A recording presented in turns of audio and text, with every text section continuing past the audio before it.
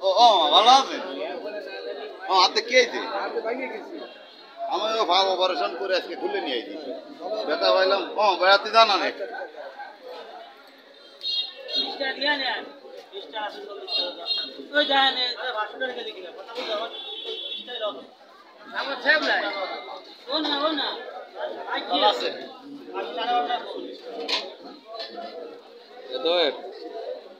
চিংড়ি মাছ কত করে?